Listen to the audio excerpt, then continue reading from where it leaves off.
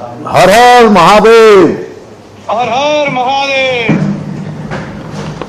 आज श्रावणी मेले के अवसर पर आयोजित इस कार्यक्रम में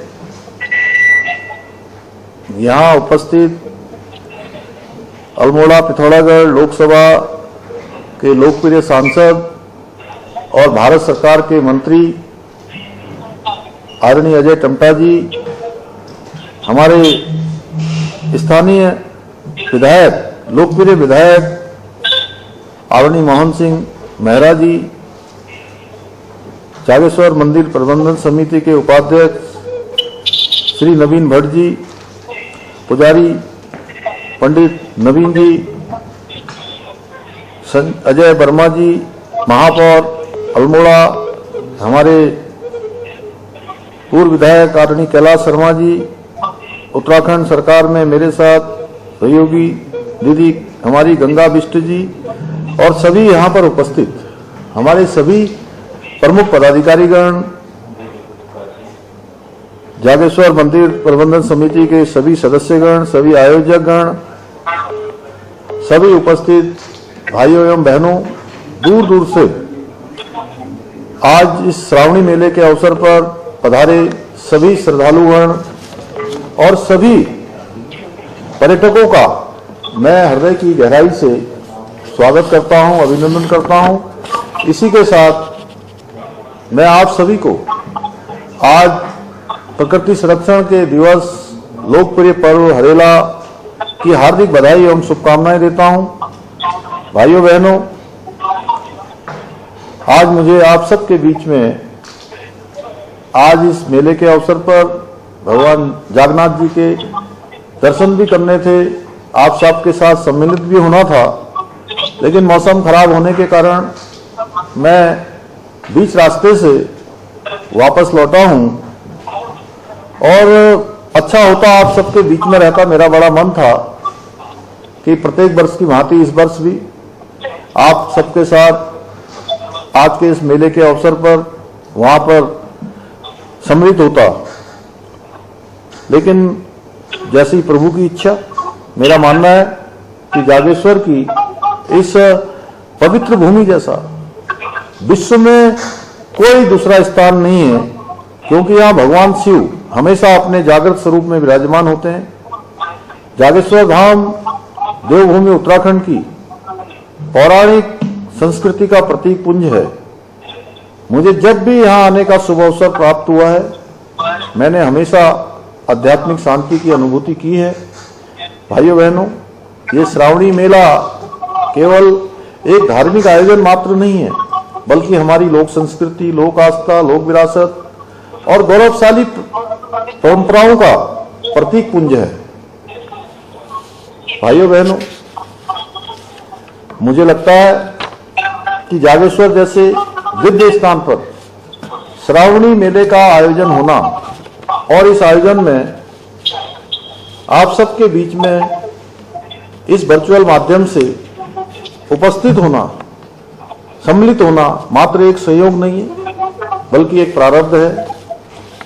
भाइयों बहनों, आज आदरणीय प्रधानमंत्री श्री नरेंद्र मोदी जी के नेतृत्व में भारत की संस्कृति और विरासत के पुनरुत्थान का अमृतकाल चल रहा है। चाहे अयोध्या में भगवान भव्य मंदिर का निर्माण होना हो, महाकाल लोक बनना हो, या काशी में काशी विश्वनाथ का कॉरिडोर बनना हो, बद्रीनाथ और केदारनाथ धाम में नवनिर्माण और पुनर्निर्माण होना हो, आज हमारी सभी धार्मिक धरोहरों को संवारा भी जा रहा है, सजाया भी जा रहा है। और मैं सच कहूं तो इस शब्दों में कहना कठिन है। भाइयों बहनों, आदरणीय प्रधानमंत्री जी के मार्गदर्शन में उत्तराखंड में भी हमारी सरकार हमारे सभी धार्मिक स्थलों के नवनिर्माण और पुनर्निर्माण और पहचान को सुरक्षित रखने के लिए संकल्पित होकर काम कर रही है। आज चाहे सुदूरवर्ती पर्वतीय क्षेत्र हो, गांव हो, सड़क हो, शिक्षा, स्वास्थ्य, पेयजल, सभी क्षेत्रों में महत्वपूर्ण इंफ्रास्ट्रक्चर को मजबूत किया जा रहा है। वहीं दूसरी ओर हम राज्य की जो समृद्ध सांस्कृतिक विरासत है उसको आगे बढ़ाने पर विचार कर रहे हैं।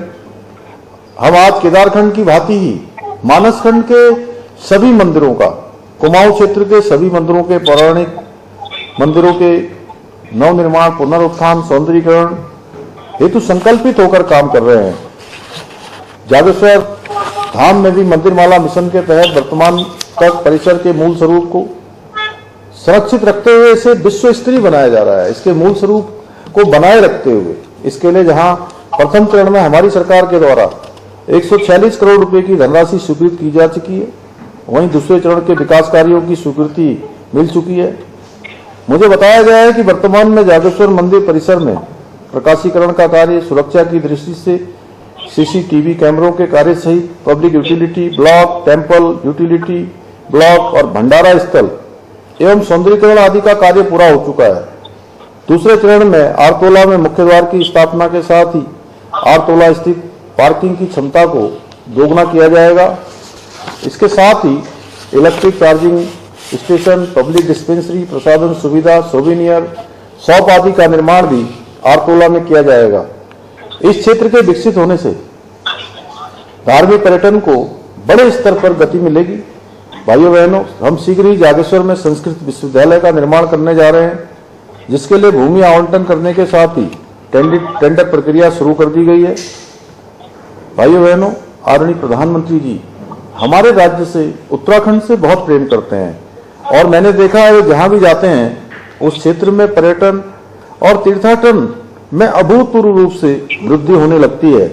चाहे वो भारत का जिसे अंतिम गांव कहा जाता था, पहले माड़ा गांव हो जिसको अब पहला गांव की संज्ञा माननीय प्रधानमंत्री जी ने दी है, या आदि कैलाश हो, हर्षिल हो, या आदि कैलाश हो, हर्षिल हो, जागेश्वर धाम हो। वर्तमान में जागेश्वर धाम में प्रतिवर्ष श्रद्धालुओं की संख्या में भी अभूतपूर्व रूप से वृद्धि हुई है। जो संख्या कुछ हजारों में होती थी, आज कई लाखों का आंकड़ा पार हो रहा है और मास्टर प्लान का कार्य होने के बाद ये आंकड़ा प्रत्येक वर्ष 10-12 लाख से भी ऊपर जाने वाला है। इस क्षेत्र में पर्यटन बढ़ने से निश्चित रूप से स्थानीय लोगों को हर एक प्रकार से उनका व्यवसाय बढ़ने वाला है। दुकानदार भाइयों से लेकर होटल, होम स्टे संचालक और सभी कारोबार करने वाले पर्यटन क्षेत्र से जुड़े हुए लोगों को मजबूती आर्थिक रूप से होने वाली है। और मेरे संज्ञान में आया कुछ लोग मास्टर प्लान के नाम पर स्थानीय लोगों और व्यापारियों के बीच में भ्रम पैदा करने का प्रयास कर रहे हैं, लेकिन मैं आप सभी से कहना चाहता हूं कि किसी भी व्यक्ति के बहकावे में नहीं आए, क्योंकि मास्टर प्लान के तहत जो भी कार्य किए जा रहे हैं या भविष्य में किए जाएंगे वे सभी आपसी सहमति से, पारदर्शिता के साथ और स्टेक होल्डर कंसल्टेशन के साथ सभी हितधारकों के साथ बात करेंगे। हमने जहां भी निर्माण कार्य किए हैं उन सभी स्थानों पर स्थानीय लोगों को साथ में लेकर उनकी सहमति के आधार पर, उनके सुझाव के आधार पर हमने काम किया है। भाइयों बहनों, अल्मोड़ा जनपद में पर्यटन को बढ़ावा देने के लिए हम कोसी नदी के किनारे एक 40 किलोमीटर के साइकिल ट्रैक के निर्माण की योजना पर भी काम कर रहे हैं। ये योजना पर्यटकों को जनपद में ट्रैकिंग के लिए आकर्षित करने के साथ ही होम स्टे एवं पर्यटन को बढ़ावा देगी। रानीखेत में पर्यटकों के लिए स्टार गेजिंग सेंटर की स्थापना 15 लाख रुपए की लागत से कर रहे हैं। अल्मोड़ा शहर को विस्तार देने की भी हमारी योजना है।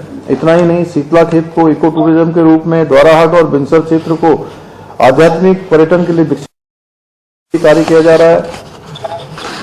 हमारी सरकार उत्तराखंड को देश का अग्रणी राज्य बनाने के अपने विकल्प रहित संकल्प के साथ निरंतर कार्य कर रही है, जिसका परिणाम अभी से दिखना शुरू हो गया है। मुझे आप सबको बताते हुए हर्ष की अनुभूति हो रही है कि नीति आयोग भारत सरकार की सतत विकास के लक्ष्य को प्राप्त करने के इंडेक्स में 2023-24 में पूरे देश में उत्तराखंड ने उस इंडेक्स में पहला स्थान प्राप्त किया है। इसके साथ ही बेरोजगारी दर राष्ट्रीय औसत से कम हुई है। नकल विरोधी कानून बनने के बाद जहां एक और प्रदेश में 24,000 से अधिक युवाओं को पारदर्शी तरीके से नौकरी पाने में सफलता प्राप्त हुई है, वहीं आज नकल माफिया जेल की सलाखों के पीछे हैं। भाइयों बहनों, मुझे प्रदेश में विकास की धारा बहाने के लिए आपका निरंतर आशीर्वाद चाहिए, निरंतर आपका सहयोग चाहिए। मुझे विश्वास है आप लोग मुझे अपने भाई के रूप में, अपने बेटे के रूप में, अपने सहयोगी के रूप में अपना आशीर्वाद हमेशा देते रहेंगे, हमेशा समर्थन करते रहेंगे। विकास के साथ साथ हम प्रदेश की संस्कृति के संरक्षण के लिए भी वचनबद्ध होकर काम कर रहे हैं। इसी का परिणाम है कि हमने प्रदेश में सख्त धर्मांतरण का कानून बनाया, दंगा रोकने के लिए दंगा रोधी कानून बनाया, समान नागरिक संहिता को लागू किया है। वहीं लैंड जिहाद, लव जिहाद और खूब जिहाद पर भी कड़ी कार्रवाई सुनिश्चित की है। भाइयों बहनों, हम सनातन के आड़ में विधर्मियों द्वारा देश बदलकर हमारे भोले भाले लोगों को ठगने के खिलाफ भी एक ऑपरेशन चला रहे हैं। आप सभी को पता है उस ऑपरेशन का नाम क्या है। आप सब लोगों को पता है आजकल एक ऑपरेशन चल रहा है, आप सुन रहे होंगे, समाचार पत्रों में पढ़ रहे होंगे, टेलीविजन पर देख रहे होंगे। आप सब मेरी आवाज सुन पा रहे हैं। आजकल एक ऑपरेशन हमने चलाया हुआ है। कौन सा ऑपरेशन है, उसका नाम पता है आप लोगों को? वाह, चलिए, हाँ बिल्कुल, हाँ कालनेमी ऑपरेशन चलाया है। और इस ऑपरेशन के द्वारा हम जो अपने छद्म वेश बनाकर ढोंगी है और ऐसे विधर्मियों को जेल की सलाखों के पीछे पहुंचाने का काम कर रहे हैं, जो देश बदलकर हमारे सनातन हिंदू धर्म को बदनाम करने का काम करते हैं। भाइयों बहनों, हमारी संस्कृति और सभ्यता में श्रीमद् भगवद गीता का अत्यंत महत्व है। ये एक धार्मिक ग्रंथ होने के साथ साथ हमें सभी प्रकार से जीवन जीने का मार्ग भी सिखाता है। गीता में भगवान कृष्ण ने अर्जुन को जो उपदेश दिए वे आज भी प्रासंगिक है। गीता हमें कर्म, ज्ञान, भक्ति और त्याग का महत्व समझाती है। यह हमें जीवन की चुनौतियों का सामना करने और सही मार्ग चुनने में सहायता करती है। जब आज हम तनाव, अवसाद और क्रोध जैसे विकारों से घिरते जा रहे हैं, गीता हमें इन सब से उबरने का मार्ग दिखाती है। और इसके महत्व को देखते हुए हमने निर्णय लिया कि हमारे विद्यालयों में हमारे छात्र छात्राओं को, नवोदित उदयमान बच्चों को, देश के कर्णधारों को भगवान कृष्ण द्वारा दिखाए गए मार्ग के बारे में बताया जाना चाहिए। इसके लिए अब सभी सरकारी विद्यालयों में गीता का पाठ अनिवार्य कर दिया गया है। भाइयों बहनों, हरेला पर्व हमारा प्रमुख लोक पर्व होने के साथ साथ प्रकृति संरक्षण का भी महापर्व है। इसी को देखते हुए इस बार आज के दिन, हरेले के दिन, हमने 7 लाख से अधिक पौधे लगाने का प्रण लिया था। और मुझे खुशी है कि आज हम एक रिकॉर्ड बनाने में सफल होने जा रहे हैं। मैं आप लोगों से आज के दिन ये निवेदन करना चाहता हूं कि प्रकृति संरक्षण के महापर्वों के महत्व को समझते हुए अपने आसपास फलदार पौधों को लगाएं, उनका संरक्षण करें। अंत में एक बार फिर से आप सभी लोगों को, प्रदेशवासियों को जागेश्वर धाम में श्रावणी मेले के प्रारंभ होने की शुभकामनाएं देने के साथ ही आयोजन समिति, पुलिस प्रशासन और सभी सहयोगों को धन्यवाद देता हूं और आशा करता हूं इस मेले के माध्यम से हमारे समाज में आपसी समरसता, धार्मिक सहिष्णुता और सांस्कृतिक समृद्धि का संदेश फैलेगा। आज जहां हम हरेले का पर्व मना रहे हैं, श्रावणी मेला प्रारंभ हो रहा है, भगवान की पूजा अर्चना कर रहे हैं, तमाम प्रकार से आज प्रकृति पूजन के इस दिन को हम लोग आज उत्सव के रूप में मना रहे हैं। वहीं आप सबके लोकप्रिय सांसद और भारत सरकार के मंत्री भाई अजय टंटा जी का आज इनका जन्मदिन भी है और मैं इनको आज मैंने सोचा था कि आमने सामने आकर इनको जन्मदिन की शुभकामनाएं दूंगा, क्योंकि अब मैं वहां यहीं से आप सबसे जुड़ा हूं, तो आप सबकी तरफ से भी, अपनी तरफ से, प्रदेशवासियों की तरफ से मैं बहुत शुभकामनाएं देता हूं, बहुत बधाई देता हूं कि ये लगातार आज सड़क परिवहन के क्षेत्र में अनेक काम आगे बढ़ा रहे हैं और इनके वहां होने से हम लोगों को भी काफी लाभ मिल रहा है। जगह जगह पर हमारी योजनाएं स्वीकृत हो रहा है, भारत सरकार में लगातार हमारी पैरवी कर रहे हैं।